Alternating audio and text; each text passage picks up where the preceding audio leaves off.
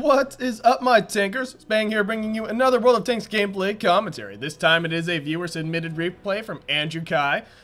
Someone on the enemy team saying the X team. I have no idea what they're referring to whatsoever, but Andrew Kai is teamed up with two of his MVP clan mates, and he is in his SU-8 artillery piece. Now, I probably should have looked at the screenshots for this match beforehand, because now I have absolutely no idea what's going to happen. Now, I know this replay was sent in. This is an 8.2, therefore it was sent in before my whole replay protocol thing, so this is exempt from those rules. Any replay sent in before I came out with that video is exempt from those rules, simply due to the fact I didn't want to force people to resubmit. Let me just fix a small problem right there. There we go. Look, the minimap is now visible. It is going to be an encounter battle on, what is this, El Haluf? El Haluf. And looks like Andrew Kai is going to try and ruin Mr. Tiger's day. Nope, quickly switching targets to the H line. Oh, Mr. IS, you are making this all too easy. And Andrew Kai apparently marking his targets, very smart of him, especially, well, I don't know. If there's multiple artillery, you definitely want to mark your targets so, you know, oh, let's say the entire artillery team doesn't fire shells at someone who's nearly about to die. Andrew having yet to take a single shot here. He just can't decide who to shoot. And it looks like he's going to kill a scout, possibly. Let's see if yep, he's marked it, and let's just lead the target. Oh, how unfortunate. You marked it and your teammate, your clanmate, killed him. Well, that's a bit of a waste, if I would say so myself. Though the enemy's tier 9 Frenchie, it looks like Andrew will be able to get a slight shot off on him if he just stays right there. That French tank in a very bad position. Andrew taking the shot, and oh, direct hit for over 800 damage. Very good shot. That almost makes up for you wasting that shot on that 2801. Yeah, there we go. Team's certainly favoring Andrew's team now. The one thing I failed to mention earlier is the enemy team does have a slight advantage in tier 8, but nothing that cannot be overcome, which is the common... It really is the common trend with the new matchmaker system. I say new, but you're talking to someone who was playing back in the day, when you would see a tier 6 tank in a tier 10 battle, or a tier 5 tank in a tier 10 battle. Those don't happen anymore. So ever since the matchmaker got revamped, teams do tend to be even, more or less. But anyway, let's get back to this match. Everyone on Andrew Kai's platoon, except for him, seems to have a kill. Andrew getting a decent hit, not too much damage there. His team actually surprisingly pushing around that southern bend, if you'll take a notice at the minimap. So that's a bit different. And though I can't say that's a bad idea, considering this is an encounter battle, people's attention usually tends to be a bit more focused on the map and a little less on that southern, you know, that coastal defense. This KV-5, I'm just going to say he's AFK, he's botting, he's certainly not in this game. I don't know what's up with that, so unfortunate for the enemy team they get stuck with someone like that, but it does happen. And I do believe I found an easy way of talking about post-game stats, but if I want to try and incorporate screenshots, but it still is going to be easier for me to just simply not even try and bring them up, like I said earlier in commentaries. Now, Andrew Kai taking a random shot there, possibly getting a splash, but we will never truly know if he hit that guy unless we were to look at post-game stats and see if he managed to get a splash. But again, that's too much work. I'm too lazy. Andrew Kai's team kind of throwing a bit of tanks away in the south. Certainly, his team being the aggressive. And yeah, there we go, the T-44 calling out that KV-5 for being a bot. I am inclined to agree. Andrew Kai really not taking any more shots at where that KV-5 is, which is good on him. He's not going for the easy kill. He's going to support his team. So well played. Now, he's trying to counter artillery.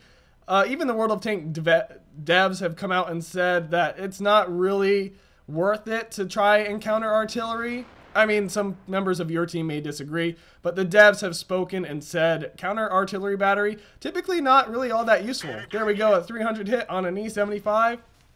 Not really all too powerful. The only reason he hit so high on that French tank was because French tanks are really soft on their armor. The enemy team getting lit up. What was that? That was a 1390 running into the enemy base.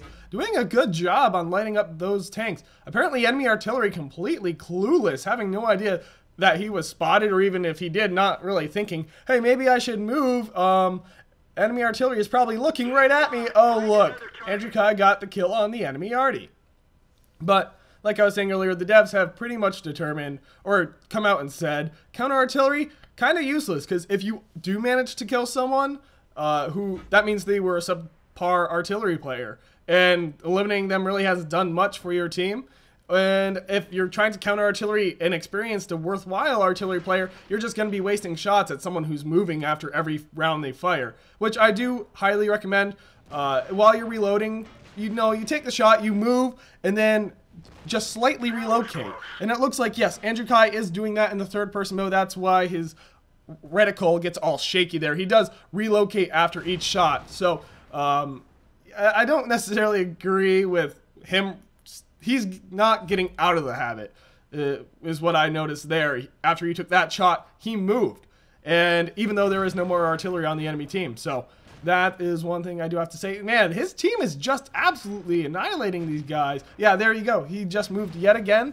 I suppose it's good to stay in the habit, but Andrew Kai's team pretty much on the offensive this entire round, not even bothering with the capture point, just going completely for the enemy team, but they are up by 7 tanks, so I can't blame them. I'd say, yeah, the KV-5 did end up getting killed. There's his dead husk right there. Wow. Jack Panther, very, very lucky. Andrew Kai's team having pushed through that southern flank, and all the enemy's tanks are up here in the north, or at least that's what I can gather. Yep, all 4 of them are here in the north. Andrew trying to take a shot on the highest priority target, which I do agree with. Hitting him for 864, that soft French armor, yet again proving that if you're out in the open, you really want to be moving, so artillery doesn't just absolutely ruin your day. Artillery does have a stronger effect on French tanks due to their decreased armor. So, ooh, unfortunate. The T-26 managing to kill Andrew Kai's clanmate. That is very, very, very sad for him. But Andrew Kai still alive, doing decently well for himself at this point. Getting some good, strong hits on those enemy vehicles. His highest damage hits on the French tanks, of course. Probably going to be able to kill this AMX, yes? No. That is a negative, Ghost Rider. So this match really is just simply in the bag. This enemy team has not even the slightest chance. Andrew Kai's team coming in from all angles, and apparently his R-No teammate was completely ignoring that T-26, not really considering him a threat. The VK-4502P, not really a vehicle you see too much of these days. And there we go. That kill going to Andrew Kai, and a total of 6 kills going to his platoon in general. So I'd have to say that's a pretty decent match overall. Although he got good hits on those French tanks. He did a good job supporting his team. I'd say you just don't really want to try and focus on counter artery. Yes, we are talking about blood vessels here, apparently. You don't want to focus on counter artillery due to the fact that, like I said, the devs have even come out and said it's not really worth it. The only reason I would start lobbing shells at the enemy's base trying to hit artillery is if there is absolutely nothing going on in the match and nothing I could be helping with. But I would have to say Andrew really didn't have that in this match. So let me just try and pull up these screenshots here. Oh, wait. Were there screenshots? Huh. I suppose not. Well, I'm sure he sent in screenshots, but I don't have them saved to my computer, apparently. So we won't know exactly how good he did, although I do remember glancing at them now. He did get Confederate. So good job on him shooting everything on the enemy team. And certainly he probably could have done a bit more damage, but I know he did over... guessing from how many hits he got there in this match, I'm confident he did over 3,000 points of damage, and possibly a lot more. So, good job, Andrew. Way to shoot everything on the enemy team, and just, like I said, there's not really too much I can criticize about your artillery playstyle. You do seem to be moving after each shot, showing that basically not allowing enemy artillery to counter artillery you, and your reposition is necessary. You shot everything on the map very well. So, your team really just socked it to them. Not really much else I can say. Other than, if you like this video, click that like button. If you want to see more, subscribe. If you got a replay, check the description for instructions on how to submit replays, and then send them to me. This has been Spang, and I am signing off.